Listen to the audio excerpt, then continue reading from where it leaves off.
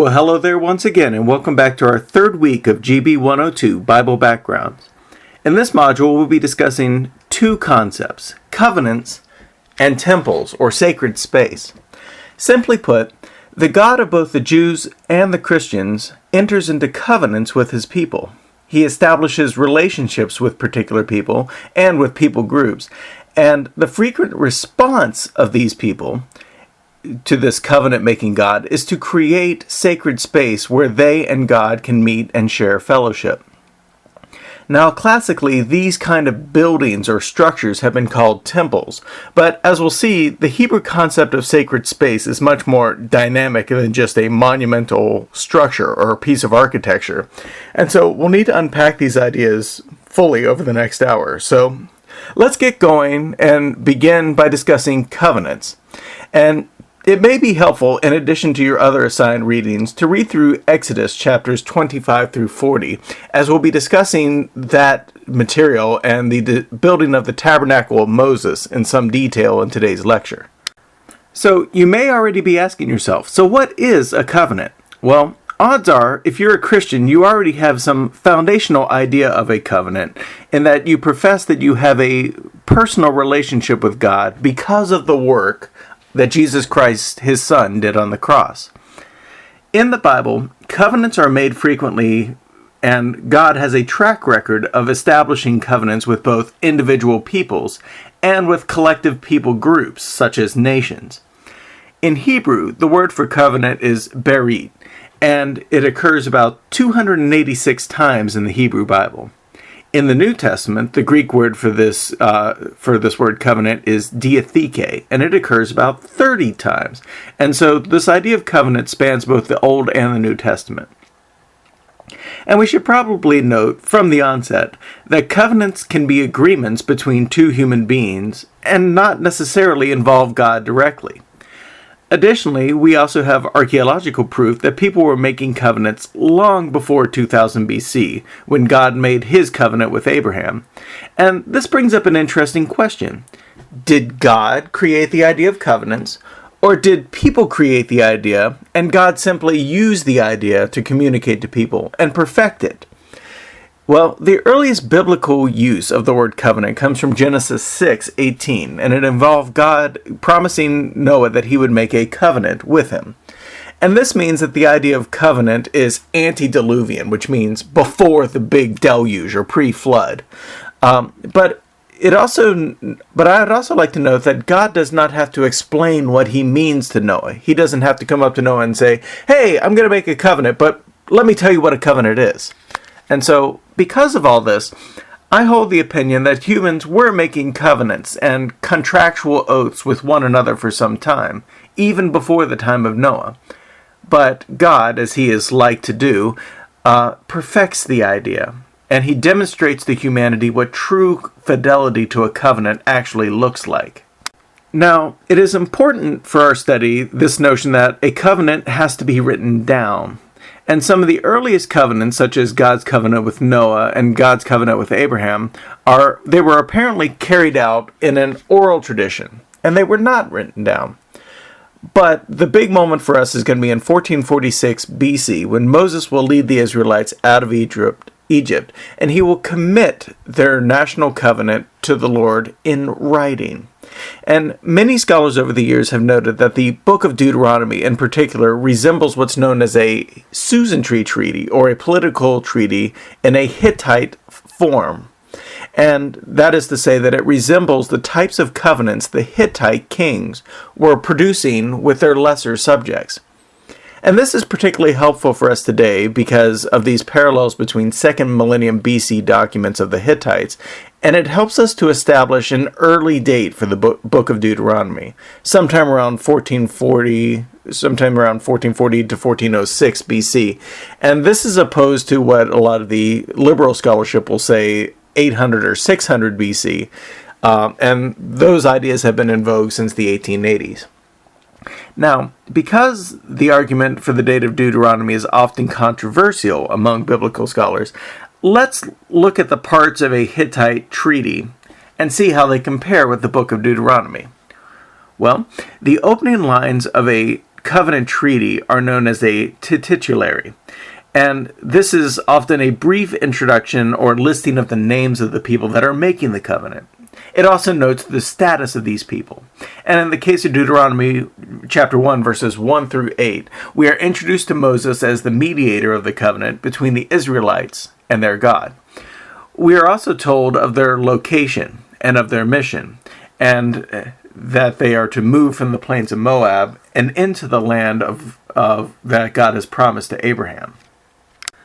So now, after introducing all the players, the treaty then covers the historical events that have led up to the establishment of a covenant.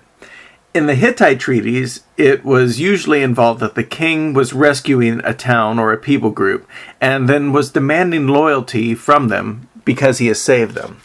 Well, in the case of Deuteronomy, Moses recounts how the people were in similar situations. They were slaves in the land of Egypt, and that they had been in a state of angsty rebellion against God ever since the time they left Egypt.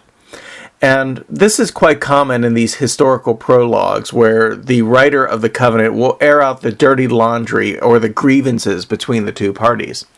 After all, you really wouldn't be needing a newer revised covenant if everything was hunky-dory with the parties in the first place, I guess. But next we find that there are covenant stipulations. These are frequently a set of laws that a lesser party agrees to adhere to in exchange for protection from their king. Israel's laws are somewhat unique in that they are far more fair and equitable when compared to other such ancient laws like Hammurabi's Code. And as Walton points out, Israel's God is dynamically active. Yahweh, the Lord, makes decrees, he issues commands, and he imposes stipulations upon a vassal, just as any king would. But nothing in the ancient Near East compares to the extent of revelation that Yahweh gives to his people, or the depth of relationship that he desires from them. And this basic idea that God is their king and that they are his vassals because of a personal and corporate relationship is what will separate Israelite covenants from other ancient Near Eastern covenantal documents. Next, we find that all written covenants require adequate documentation of the treaty. In general, ancient Near Eastern covenants were required to be copied by hand and distributed. Often temples or other special carrying cases like the Ark of the Covenant were specifically constructed so that they could hold copies of the treaty. And additionally, there was often a demand that the people would gather together periodically and reaffirm the covenant in a ritual way. And using such rituals, new copies of the covenant would be made, and the people would often be required to recite the covenant document from memory, often back and forth to one another.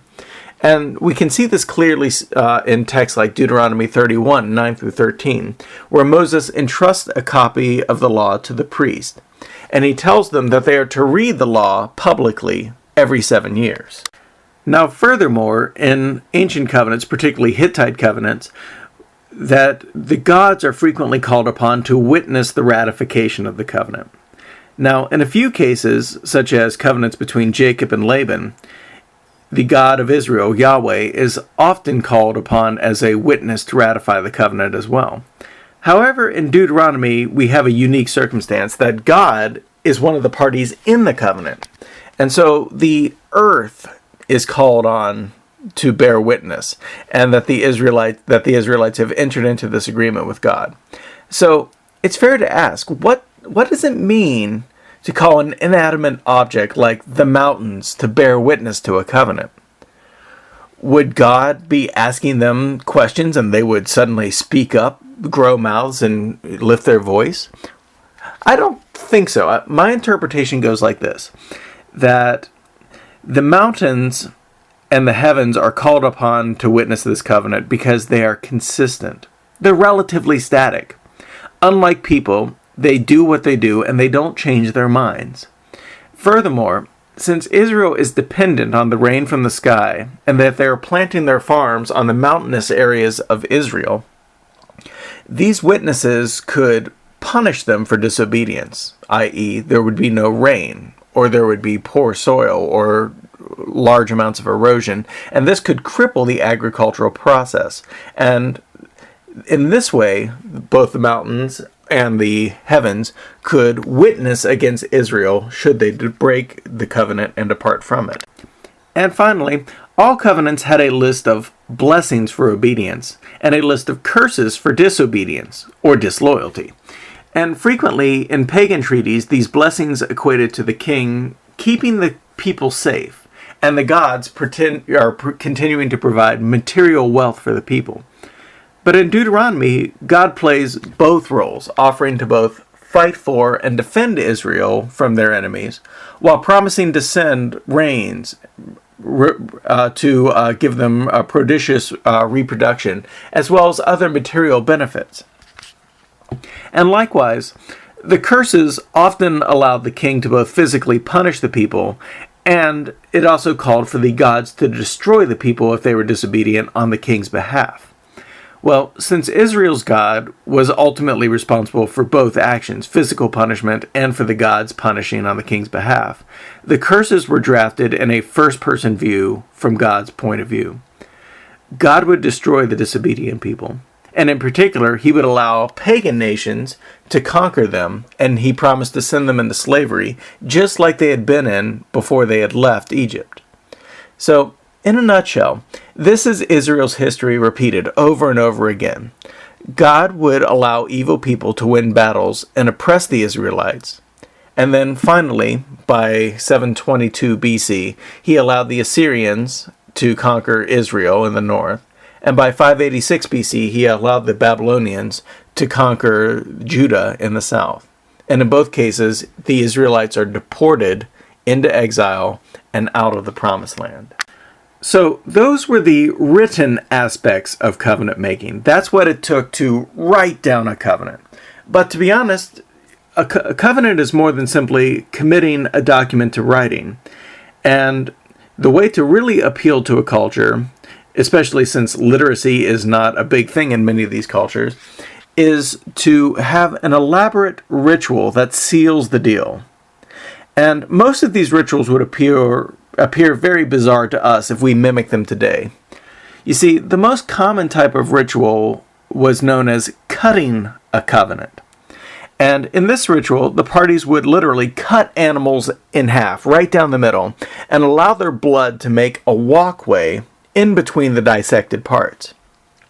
The prophet Jeremiah describes this ritual in the 34th chapter of his book, and he says it this way, quote, "I will punish these people who have violated this covenant with me. I will make them cry out like the calf they cut in two and passed in between its pieces. And I will do so because they did not keep the terms of the covenant they made in my presence. I will punish the leaders of Judea and Jerusalem, the court officials, the priests, and all the other people of the land who passed in between the pieces of the calf. I will hand them over to their enemies who will want to kill them. Their dead bodies will become food for birds and for wild animals." Unquote.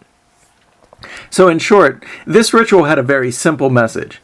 May God make me like this dead animal we've just cut in half if I break my word. Yikes. But let me tell you, you would not easily break a promise if you had symbolically made such a statement when you entered into your covenant in the first place. Now, similar to that ritual is the ritual of sprinkling of blood. Moses uses this idea in Exodus 24, verse 8, where he took the blood of the sacrifice bull and he sprinkled it on everything relating to the covenant. He sprinkles it on the book of the law. He sprinkles it on the altar. He finally sprinkles it all over the people. And often these ceremonies are conducted with a hyssop branch. This is a leafy flowering plant. And the flower could act as a sponge or even a paintbrush for the blood. And this would ensure that most of the blood wound up on the people and the objects instead of falling directly to the ground. And functionally, this ritual accomplishes many of the same goals as the death walking in between the cut-apart animals conveys, that the blood winds up on the people, and it reminds them that curses awaited them if they broke their word, and death would be the expected result. And now, in the New Testament, Jesus invokes a very similar imagery of the blood-sprinkling covenant during his Last Supper, when he asserts that the cup of blessing that was often used for the Jewish Passover feast has become the blood of the new covenant. See Luke 22, verse 20. And this allowed for the ritual symbolism of interacting with the blood of the covenant, while taking seriously Jesus' idea that he is paying for the sacrifice. He is paying the sacrifice for sins once and for all, and thus nullifying the need for future sacrifices and to atone for sins. And so what we'll have is we will have a ritual that reminds us of the blood of the covenant, without necessarily having us to have real blood there every time. Now, another ritual that we need to talk about that often went in conjunction with covenants is this idea of ritual scarring or branding the people who enter into the covenant. And this could involve anything from searing the flesh with an iron or bronze brand to cutting the skin with a knife or tattooing the skin with needle and ink. For the Israelites, most of these methods were prohibited. Instead, they followed a custom that was known in Egypt as circumcision. And this was a ritual that was very, very painful, and it involved removing the flesh of the foreskin, which is a small flap of flesh surrounding the head of the male penis. And as shown in these Egyptian murals, the process is a very painful one, and the circumcised party often needed to be restrained in order to carry out this process. And it is notable to me that in Genesis 17:14, it commands a death sentence for any Israelite male who does not have this done to them. And this will become a very big problem in the New Testament, as Gentiles are being somewhat hesitant to enter into covenants with Jews, but like the promise that Paul gives them, that they can become a Christian without having to be circumcised. Now, furthermore, this idea of circumcision will also come up in Genesis 34:22 through 31, where Dinah, Jacob's daughter, is raped, and the assailant is an uncircumcised male. Jacob will offer his daughter's hand in marriage so long as the rapist and the entire town in which he lives circumcises every last male in their city. Well, Dinah's brothers Levi and Simeon realize that this is a very painful process, and they will wait until everyone in that city is sore and recovering. And again, this is a process that takes about 3 to 5 days. And they came into the town, and they slaughtered every last male that was in the town. Now, let's get back to the New Testament here just a little bit. You see, the sign of the covenant became a defining mark for what it meant to be in covenant with the Lord, the God of Israel.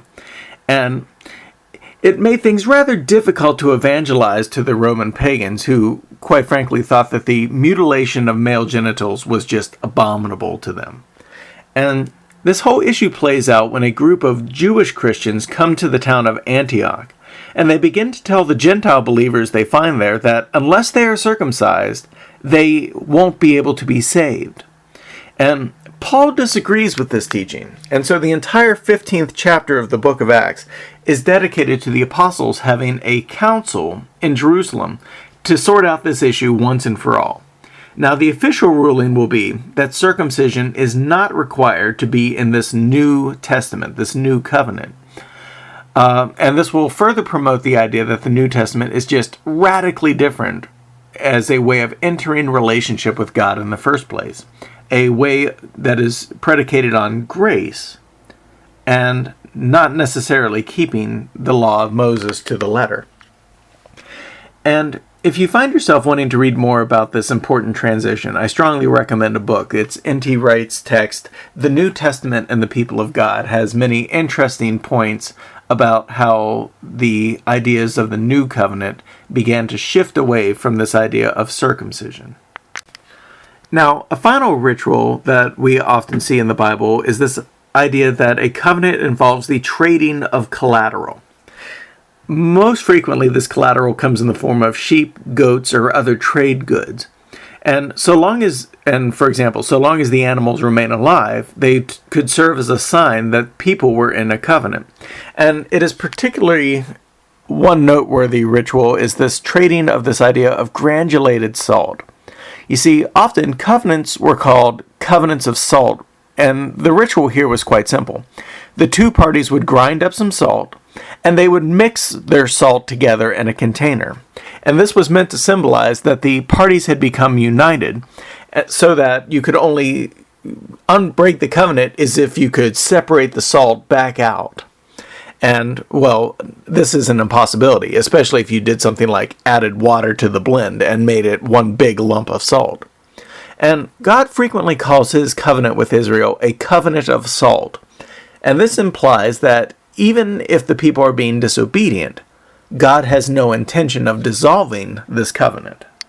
So, let's go on to the next phase. Let's assume that we are now in covenant with God. So, biblically speaking, what do we do now? The answer is that we begin creating sacred space in order to worship the Lord and to offer him sacrifices. Now, we will cover the idea of sacrifice in festivals in a later lecture, but for now, I want to focus on the construction of sacred space. And it strikes me as important that before the law of Moses, people seem to have been much more free to create altars wherever they went. There doesn't seem to be a set formula for making these early altars, save that they were often made out of stone, and they were built on top of large mountains. This is why they often get called high places. And the primary purpose for these altars was to provide a space for the ritual slaying of an animal, and then the burning of the animal, either in part or whole, on top of the altar. Now, this practice will be the dominant form of family and community worship up until the time of Solomon. Abraham will build many high places. Job will act as priest for his family, presumably worshiping at a high place. Samuel the prophet will travel from high place to high place all throughout the land of Benjamin, offering sacrifices for individual communities. Once the temple is built in Jerusalem, though, all of this will change, and the high places will begin to be seen as a bad thing. In fact, once the temple has been built, the mark of a good reforming king will be that he destroys competing high places.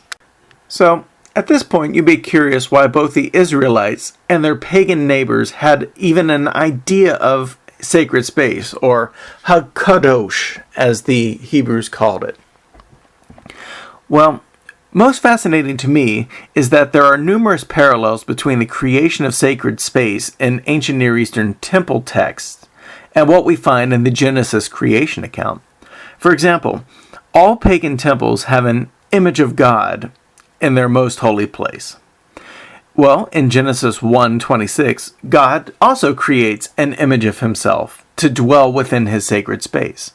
He does so by making man and woman in his own image. And this may indicate this may indicate why there are prohibitions against making an image of God from a human standpoint, because these images already exist. They are human beings. And we also find some additional parallels that are striking, at least to me. In Genesis 2, verses 2 through 3, we see that God rests on the seventh day.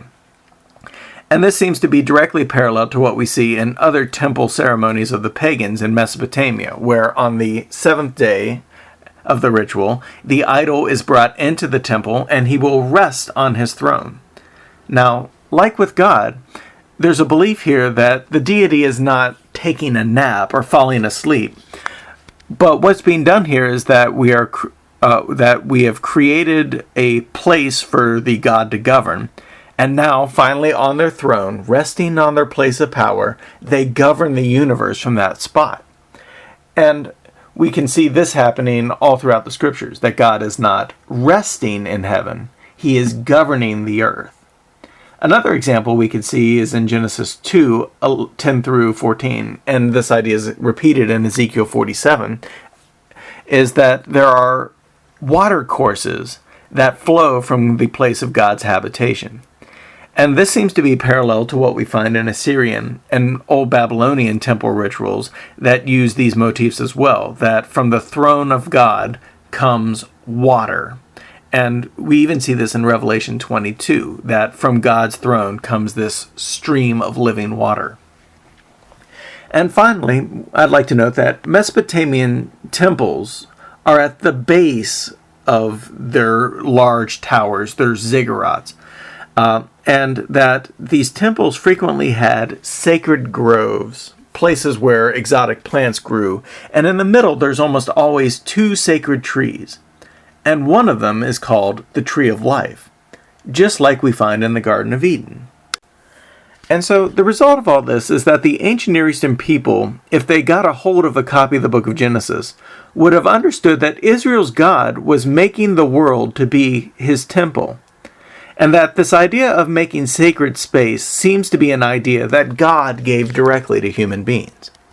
Now, if you're intrigued by these similarities between Mesopotamian and Egyptian cosmologies and with the biblical account, I highly recommend another book by John Walton. This one is called The Lost World of Genesis 1. And his basic premise is that the opening chapters of the book of Genesis would have been easily and readily understood by the people of the ancient Near East, and they would have understood it in a temple creation and temple inauguration context.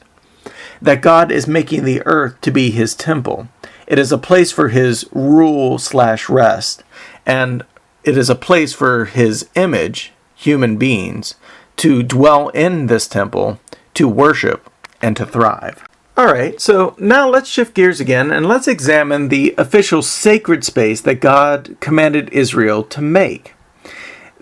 First, let's start with the tabernacle. The tabernacle is a mobile shrine tent, and it is described in the book of Exodus chapters 25 through chapter 40.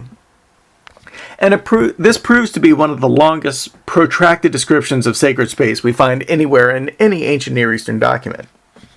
And it's also important to note that of all of the objects in the tabernacle, as well as the tabernacle itself, that they were made to exact specifications as God commanded Moses to reveal to two men named Baziel and Oholiab, that they were to be guided by the Holy Spirit in making this place. And this has led to many, because this text is so long, it's led to many Bible scholars and amateur Bible buffs alike. It's led them to create and recreate these objects on their own. Now, the good news is that because of this trend, we have numerous scale models and replicas of the tabernacle and its furniture. The bad news is, because these people didn't follow the Israelite example of Exodus 36, 1 through 7, and take up a several $1 million, if not several $1 billion offering of gold, silver, and precious stones, well, most of these models just look downright ridiculous. So, a public service announcement for you kids. If you like this sort of thing and you feel compelled to make a model of the temple or the tabernacle one day, do us a favor and gather up a few 100 pounds of gold and silver first. Because, quite frankly, I'm sick and tired of looking at poorly done reconstructions that neither do honor to God nor the description of the tabernacle or the temple as we see it in the biblical text. Okay, I feel better now. Oh, where was I? Oh, yes, tabernacles. I should also like to point out that numerous ancient Near Eastern cultures had portable shrines for the worship of their gods as well. And just as Israel made their tabernacle at the base of Mount Sinai, so many other nomadic people will have shrine tents as well. And this would mean that any people group that came across the Israelite camp in the wilderness, even at a distance, would have been able to instantly recognize where their holy space was. It's the important tent in the center of the camp. So now, if you've done your reading for this lecture and you've read through Exodus 25 through Exodus 40, you may have noticed that there's a certain paradox with one of the 10 Commandments. Exodus chapter 20 reads that you shall not make for yourself a carved image or any likeness of anything that is in heaven above, on the earth below, or in the waters below. And yet, the tabernacle requires the crafting of many types of images. There are these things called cherubim on the top of the Ark of the Covenant in Exodus 25:18. There are cherubim on the tapestry cloths of the tabernacle in Exodus 36:8. And now, most of us, when we think of cherubim, we often think of those little winged angels or little cupids. However, we have enough parallels with ancient Near Eastern archaeology that we can largely state that a cherubim looks like I have pictured here. That the cherubim that Moses, Baziel, and Olib were made to create probably looked a lot like the Assyrian Lamassu that I have pictured here on the slide. And these are winged angels, and their job is to represent the protector spirits that guarded sacred places. Now, later in Numbers 21, verse 9, we will see a similar issue when Moses will make a bronze serpent, directly because God commanded him to make one. But a few generations later, the people will begin bowing down and worshiping this bronze serpent. And so this raises a very basic question. Why does God command the Israelites not to make graven images, and then turns around and commands them to cover their temples with these graven sacred images? Well, to be honest, I don't have a good answer for this paradox, except to say that for Israel, there was a mighty fine line between making these images and using them properly, and slipping into idolatry. And this will be a theme we see come up again and again throughout the Old Testament. Now, to this we should probably ask an additional question. Was the making of such images good if it could be so easily turned into idolatry and abuse? Ultimately, this is a theological question, and its answer falls into the realm of opinion. But here's the way that I usually think this issue through. Firstly, since the command to make these images came directly from God, I am inclined to believe that their true purpose is holy. Second, according to the book of James, chapter 1, verses 13 through 14, human beings often allow their own lusts and their own inner desires to get in the way of what God intended for them. And this suggests that these images that were eventually turned for idolatrous use by the Israelites, that the problem rested in their own unholy desires, and not that God ordered that they were made in the first place. And lastly, God has a history of destroying images once they became a problem. The Ark of the Covenant was destroyed when the Babylonians got rid of the first temple in 586 BC, according to Jeremiah 3:16.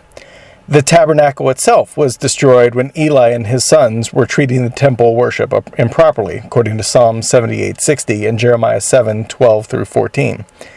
Indeed, God has allowed every single worship space that He has ever allowed to be created to also be destroyed if the people began to use that space in unholy ways.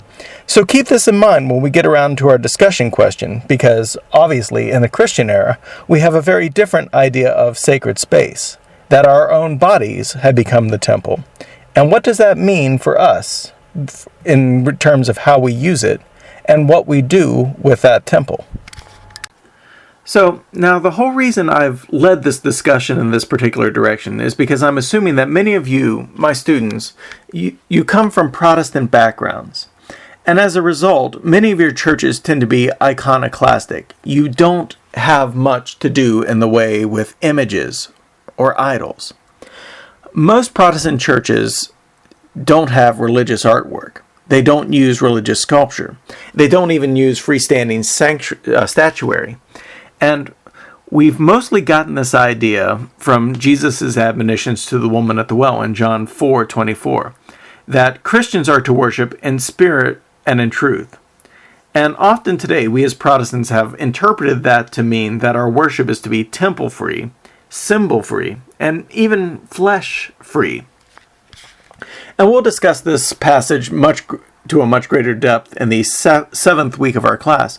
But for now, let me simply say that even in this spiritual age of the New Testament, we can never be 100% free of symbols in our worship. The very words of the Bible are symbols. Our bodies, every movement we make, every posture we take, every gesture we do is a symbol. And while we do not have commands to make statues or altars like the people of the Old Testament, we do have commands for things like use water in baptism, to use a piece of bread and a cup of wine in the Lord's Supper. And all of these are physical symbols of a spiritual reality. So simply put, New Testament worship needs symbols, and these symbols can be just as misused and misappropriated as the implements of tabernacle or temple worship. But make no mistake, the symbols that we have been authorized to use are both necessary and helpful for communicating the gospel message. So let's look at the furniture and the structures of the temple and tabernacle. And one of the most interesting things that I find about these structures is that they are partitioned. There are barriers and imposing walls and curtains that keep people from crossing certain thresholds. And this is also quite common in ancient Near Eastern temples, that certain people are simply prohibited from entering certain sacred spaces. For example, in Herod's temple, there is a large outer court for the Gentiles, and they're allowed to go as far into the temple until they reach the Beautiful Gate. And at this point, Gentiles cannot cross this barrier. And Paul will get himself in quite a deal of trouble in the book of Acts because people will assume he is bringing Gentiles past this barrier. Now, further into the temple, women couldn't go any further than a large enclosed gate called the Nicanor Gate. And beyond this point, only the men and the priest were allowed to enter. And in this area, there resided, past this Nicanor Gate, there resided things like the altar and the bronze sea. Now, inside the temple itself, only the priest could enter. And this was known as the holy place, or the Hakadosh. And beyond that, there is a large curtain, and this kept the most holy place hidden from view. So, in the tabernacle, in the first and also in the first temple era, the Ark of the Covenant rested in this most holy place behind the curtain. And only the high priest could enter this place once per year on the Day of Atonement. Now, we should also note that when Jesus died on the cross, Matthew 27:51 says that the partition that separates the holy place from the most holy place was ripped in half, top to bottom. And that many Christians have used this passage to say that Scripture is signifying these partitions have been rendered null and void because of the sacrifice of Jesus Christ. So, let's go out to the court of the men, which lied just a little bit beyond the Nicanor Gate, and let's examine the holy objects that a person could find in Israel's tabernacle and later in the temples. Now, the first of these objects we want to discuss is known as the bronze laver. This was an object that had a functional aspect in that it gave the priests of God an adequate space to wash their hands and feet. You see, in Israelite religion, washing rituals were very, very important. And it was necessary for the priests to regularly cleanse themselves by washing in this bronze basin. Additionally, since temples tended to represent the cosmos on a micro scale, this laver also represented the ocean. And for this reason, it is called the bronze sea or ocean in the biblical text. Now, many objects in the tabernacle will do this. They will perform a dual purpose. They will have a functional purpose, but they'll also have a metaphorical purpose. So also in the courtyard of the men, we find a bronze altar. Now, this was a large but transportable structure, and on this structure, animals would be sacrificed and burned. This altar has a horn coming up out of each of its corners, and the blood from the sacrifices is often sprinkled upon these horns. This altar was also the closest that a non-priestly worship could go in the temple. Simply put, you just didn't go any further than the altar. To offer a sacrifice, a worshiper would hand his animal, his drink, or whatever offering he was making to the priest, over to the priest, and the priest would be responsible for making sure the animal was butchered, prepared, and incinerated properly. Now, keep in mind here that there are dozens of kinds of sacrifice, and we'll have to discuss them at a later lecture. But for now, it should suffice to say that this bronze altar is the place where all of Israel was to bring their animals and the sacrifices to be offered. So, moving inside to the holy place, the place where only the priest could go, if you yourself could get in, you would notice that there'd be 3 gold-covered pieces of furniture. There'd be a table of bread known as shewbread. There'd be a 7-pointed candlestick known as a menorah. And there'd be an altar of incense. So let's start by looking at the table. The table is made of wood, but it's overlaid with pure gold. And in particular, this table is only about 3 feet long and a half a foot wide. And on top of this table, we put 12 loaves of unleavened bread, which means that it's flat bread made without yeast. And these 12 loaves of bread represented the 12 tribes of Israel. And it indicated that Israel and God were sharing table fellowship together. This bread also played an important part in David's story when David and his men were allowed to eat the showbread as they were fleeing from King Saul in 1 Samuel 21, verse 6. Now, notice that the temple and the tabernacle are enclosed structures, and that means that they don't have any windows. And therefore, you need a source of light coming from inside the temple or the tabernacle if you're going to see in order for a priest to do their job. And so the function of providing light for the inside of the holy place is handled by the menorah, this 7-branched lampstand that's made out of pure gold. Now, in the time of the Romans, they built a triumphal arch known as the Arch of Titus. And this arch depicts the destruction of the temple in 70 AD. And it depicts Romans carrying things like the menorah as plunder. And so we have a pretty good idea that this was a large lampstand and that it would require several people to transport it. Now, like most lamps of the day, the menorah burned olive oil, and the priest therefore had to come in and trim the wicks regularly, and they had to restock the oil or else the lights would go out. And just like the bronze sea, the menorah represented the heavenly lights of the universe. Your textbook by Walton is keen to note that the same word for lights that's used in the heavens in Genesis 1:14, it's a rather rare word, and the next time it comes up is when it's used to describe the lights of the menorah that give light to the temple. And finally, the last piece of furniture in the holy place is the altar of incense. This was like the bronze altar in the courtyard. It had 4 horns, and it had golden rings so that a group of priests could transport this altar if need be.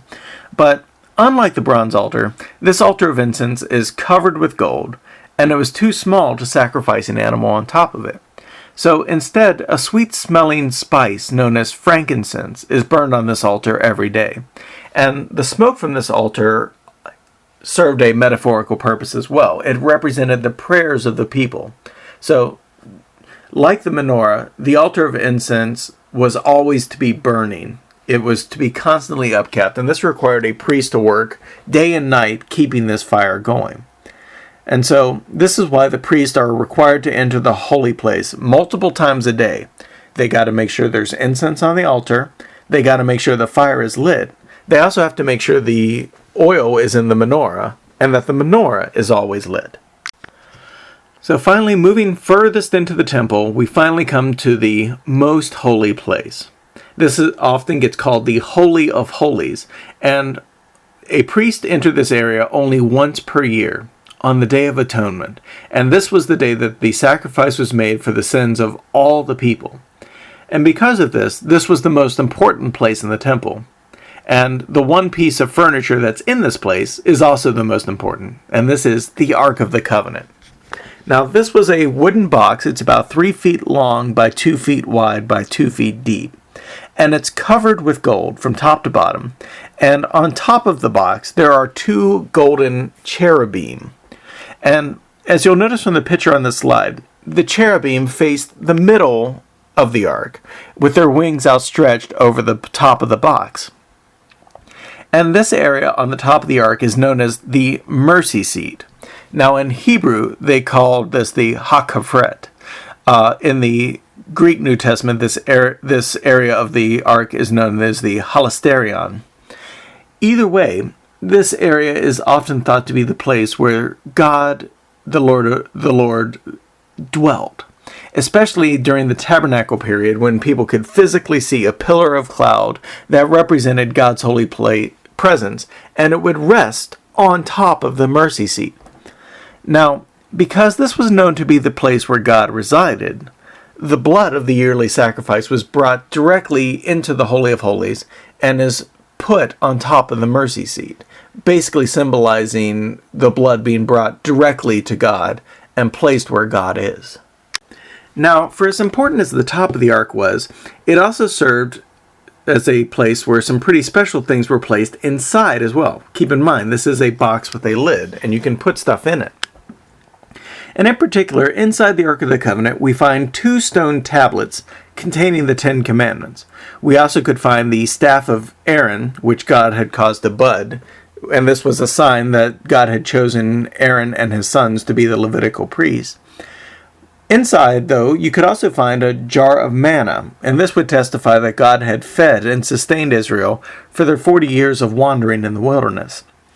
So, in short, the Ark of the Covenant was a depository, and this was the place where the symbols of God's covenant were placed. And just like we discussed with the Hittite treaties, that these depositories were often a necessary function of the covenant itself.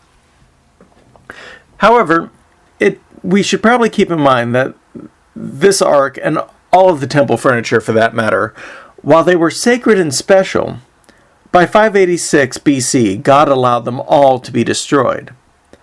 And this was because Israel had neglected to keep God's covenant.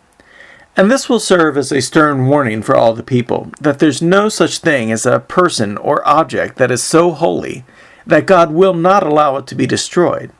And especially if that object becomes a stumbling block to genuine faith.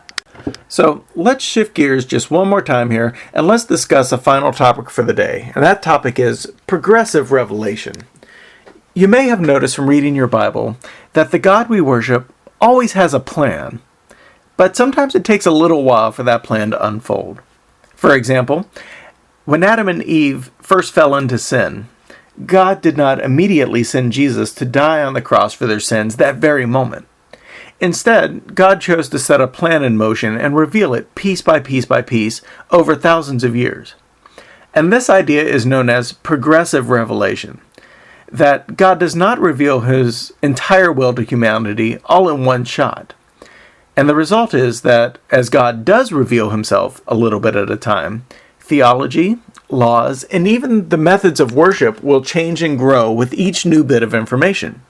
So, with that in mind, I would like to demonstrate this principle by showing how Hebrew worship changed and morphed over time. And in particular, we will look at how new ideas of sacred space changed with each new revelation that God continued to give. So, the first era I want to examine is the patriarchal era. This is in between the time of Noah, and it lasts all the way up until the time of the Exodus in 1446 BC. And just some examples of this time period. Noah will build a small altar when he exits the ark in Genesis 8:20. Abraham will build numerous altars during his lifetime. Genesis 12:8, Genesis 13:18, Genesis 22:9. And even his grandson Jacob will build a few altars as well. Genesis 33:20, Genesis 35:7. And the point is that from time to time, from the Great Flood all the way up until the time of the Exodus, the people of God were making small, simple, and impromptu altars as their sacred space, simply because God had not revealed anything more elaborate to them. They were not making full-blown temples during this time, and instead they were choosing to make semi-permanent altars on high mountains as necessity dictated. And many of these ancient high places, as they became known, became places of pilgrimage and further sacrifice for the Israelites, as well as some of their competitors, like the Samaritans, and even the pagans would have a long history of using high places for themselves.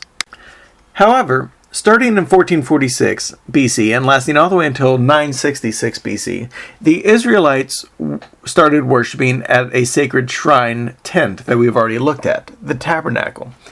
This tent was made by Moses and by 2 craftsmen, whose names were Baziel and Olib, and it is important to note that this tabernacle was made explicitly to God's specifications. That the craftsmen that were sent to do this work were moved by the Spirit of God to make this structure and to furnish it exactly the way that God wanted. You can see Exodus 31, 6 through 7 for more of that. And this meant that, unlike in the patriarchal era, worship in the tabernacle had rules, specific rules concerning how rituals could be performed, and the moral standards of the priest who served to do those rituals. Now, once God revealed himself and he laid down some rules about worship, deviations or anything that departed from the norm could be punished very quickly. For example, Aaron's eldest sons were using what it says is unauthorized fire in Leviticus 10 verse 1, and they were offering incense with this, or burning incense with this unauthorized fire, and God immediately strikes them dead. Likewise, we have two priests named Hophni and Phinehas during the time of Samuel, and they were having immoral sexual relations with the female worshipers who came to worship at the tabernacle. And because of this, they were also struck dead. And this went for unauthorized people in general. King Saul will offer sacrifice in 1 Samuel 13, and because he is not authorized to do so, he will be rejected as king.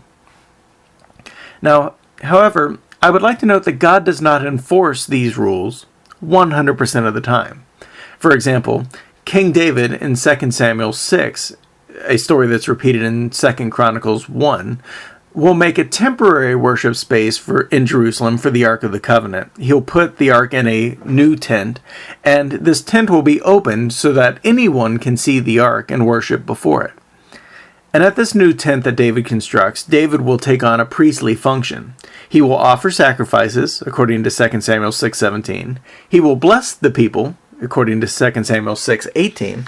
And he'll even wear a priestly robe known as an ephod, according to 2 Samuel 6:13. And so this raises an interesting question. At least it's interesting to me. Why can David do this and other kings like Saul and a later king like Uzziah be punished for doing some of the same things? Well, the text doesn't say, but my theory is this, that God has always desired worshipers who would be willing to worship him in spirit and in truth. And David's worship, while lacking strict adherence to the Levitical laws, it was accepted because of the spiritual condition of David's heart. The rub is, however, that the people won't know this for certain until God reveals it. So, this tabernacle system of worship will continue to be the standard until it's officially replaced in 966 BC, when King Solomon, David's son, would build a temple for the Lord in Jerusalem. This period, known as the First Temple period, will last until 586 BC, when the temple was destroyed by the Babylonians. Now, Solomon followed the basic pattern of the tabernacle. All the furniture is the same, but everything is bigger. In fact, everything is about twice as big as it's described in the tabernacle. For example, the tabernacle is 45 feet long by 15 feet wide. The temple is 90 feet long by 30 feet wide.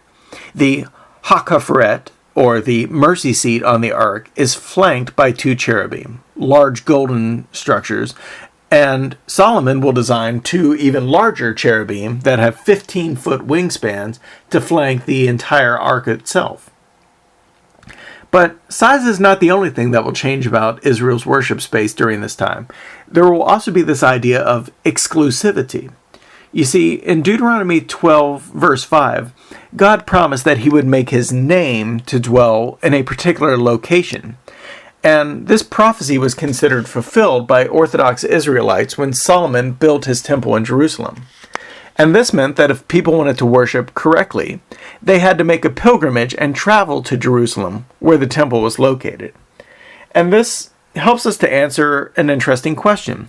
Why does God allow the use of high places during the time before Solomon, but not after? And the answer is progressive revelation. When God reveals to David and Solomon that a temple may be built in Jerusalem, the sacrifices at other worship places become invalid. Once again, not everything here with this was cut and dry.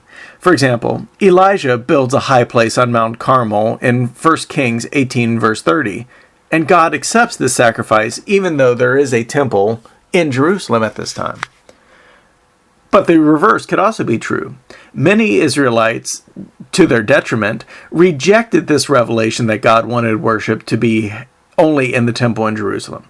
And so, for example, Jeroboam the first will build two temples, one in Bethel and one in the city of Dan. And later, the Samaritans will build a temple at the base of Mount Gerizim, We even have archaeological evidence of Jewish temples being made in Arad, a city we'll locate in Module 10, and even as far away as the Elephantine Island in Egypt, a place we'll locate in Module 9. And this is why I said that Orthodox Israelites will worship at the temple in Jerusalem, because the Bible records many occasions where Israelites sinned by continuing to use high places, an unauthorized temple, and they were frequently punished for such disobedience. So, after the first temple was destroyed for 47 years, from 586 to 539 BC, Jerusalem remained in a destroyed and dilapidated state. Under the leadership of David's rightful heir, Zerubbabel, and two prophets named Zechariah and Haggai, many of the Jews will return to Jerusalem, and they'll rebuild the temple over a 22-year period, from 538 BC to 516 BC. Now, the text of the book of Ezra goes out of its way to mention that this is an inferior temple when compared to Solomon's first temple.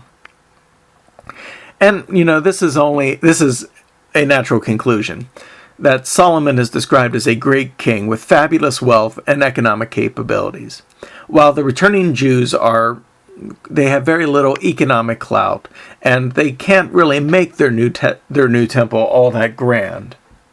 Now, you may have noticed that I did something there. I switched things up, and I started calling the people of God Jews when I was previously calling them Israelites, and this is intentional. Before the destruction of the temple, the Israelites were known by their tribal designation. You would call them Benjamites or Reubenites, or the people of Judah, or the people of Ephraim. And therefore, they became known by their tribal designations. Well, the most powerful tribe in the south was the tribe of Judah, and it was also the last tribe to go into exile when the temple was destroyed in 586 BC. The result is that the people from the tribe of Judah began to call themselves Jews during this time, and that name has stuck with them up until this day, regardless of tribal affiliations. For example, Paul in Acts 21:39 calls himself a Jew, even though genetically he's from the tribe of Benjamin and could rightly call himself a Benjamite. Well, during this time, we're going to find another development that happens, and this happens without God's direct revelation. You see, for the 70 years that the people had no temple, they were far removed from their homeland and from one another. And this has often been known as the Jewish diaspora, because the Jews became scattered all over the known world. And this brought up an interesting question for them. How were they to worship so far away from Jerusalem and so far away from home? It's not like they could just get up and go to Jerusalem and offer sacrifice when it was thousands of miles away. Well, the answer came with the synagogue, that the synagogue became a place of prayer and of fellowship and of religious instruction in the law of Moses. It is also notable that the people didn't offer sacrifices at these synagogues, and that these synagogues would show their support for the temple by taking up yearly offerings. Eventually, this offering became known as the temple tax, and every synagogue was expected to pay a certain amount of money based on how many people were in attendance that year. So, the Second Temple period will last all the way up until 20 BC, when the Romans put King Herod in charge of the land of Judea. Herod was an exceedingly wealthy person for being a client king or a puppet king under Roman control, and he will use his wealth to accomplish some pretty massive building projects. And the largest of these projects, i.e. it took over 80 years to complete, was the facelift that he gave to the temple in Jerusalem. Now, Herod did not technically build a new temple, but he gave it such an overhaul that many commentators have to make a distinction between the small temple, which was finished in 516 BC, and this new large structure that Herod began in 20 BC. In fact, this version of the temple was so large and massive, it even dwarfed Solomon's first temple. It's also interesting to note that this is the temple that is standing during the time of Jesus. But this temple was not destined to last all that long. Jesus predicted its destruction, and it came to pass in 70 AD when the Romans sacked Jerusalem, trying to put down a Jewish rebellion. if you want to see more on this prophecy, look into Matthew 24, verses 1 and following. But after 70 AD, there will be no more temple for the people of God to obey the sacrificial laws of Leviticus. And because of this, two solutions spring up, a Christian solution and a Jewish solution. So let's begin by looking at the Christian solution to having the temple destroyed. Well, it starts in Acts 8:1, where Jewish persecution will drive the Christians out of Jerusalem and away from worshiping regularly at the temple.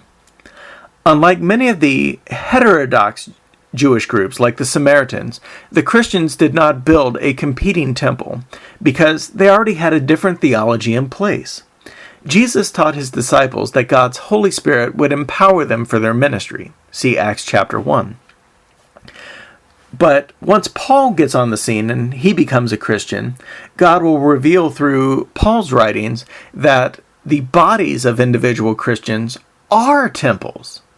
And Paul would argue that because God's Holy Spirit is resting inside of each individual believer, that they have become localized temples, that they have become the temple themselves.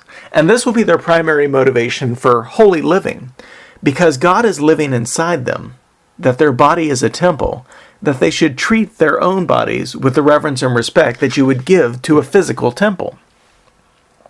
And to this we should probably also add the teaching of Hebrews chapter 10 verses 1 and 2, which states that Jesus fulfilled the sacrificial laws with his death on the cross, making the requirements for temple sacrifice obsolete. And this solution is both ingenious and radical, and it's largely because of this theology that most Jewish people do not consider Christians to be of their same religion. And it's because they have such different ideas of sacred space and temple.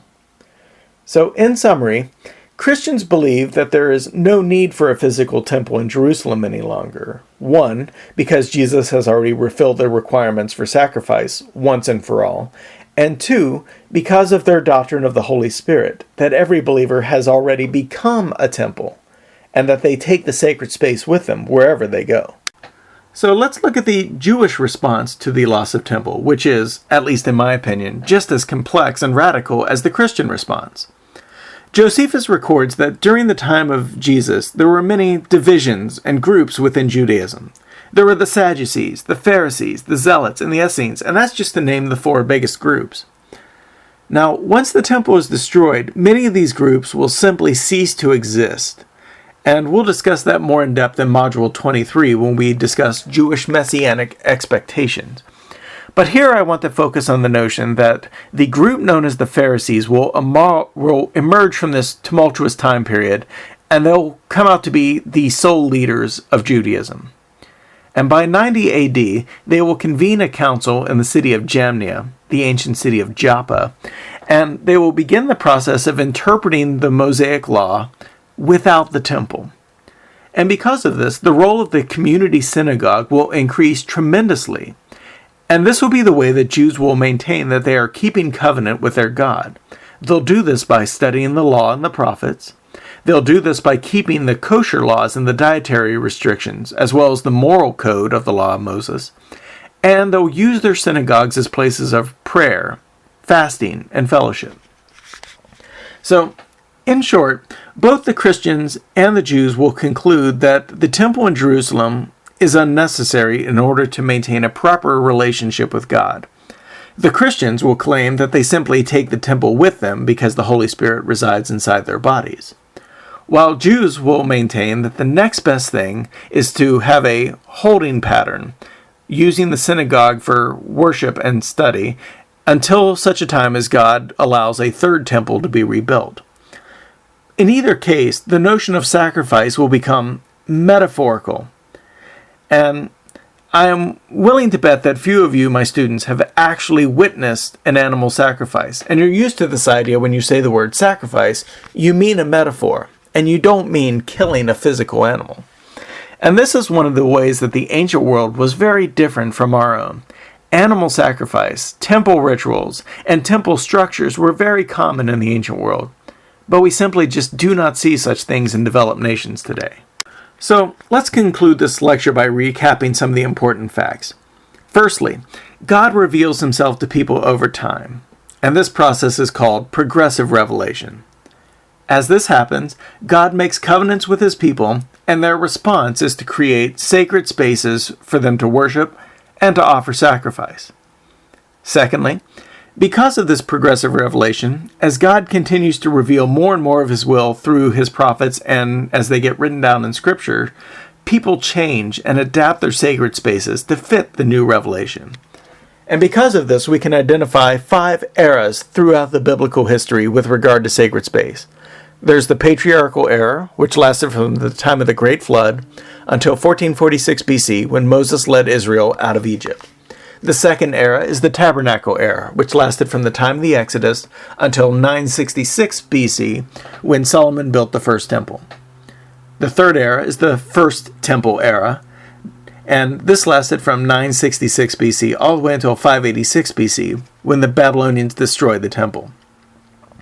The fourth era is known as the Second Temple era, and it lasted from 516 BC all the way up until 20 BC, when Herod the Great began to give the temple a total makeover. And the fifth era, the last era, is Herod's temple, which will last between 20 BC and 70 AD, when the temple was destroyed by the Romans. And lastly, we noted that for Christians, the New Testament era has ushered in an unprecedented understanding of sacred space, that every believer is filled with the Holy Spirit, and that they individually become a temple in the process. And this is why Peter can use priestly and temple language when he's describing Christians in his first epistle, because according to this view, holy space now resides inside each and every believer. So try to keep all these ideas in mind, because we'll discuss them further and from different angles as the semester progresses. May God bless you all, and have a wonderful day, my friends.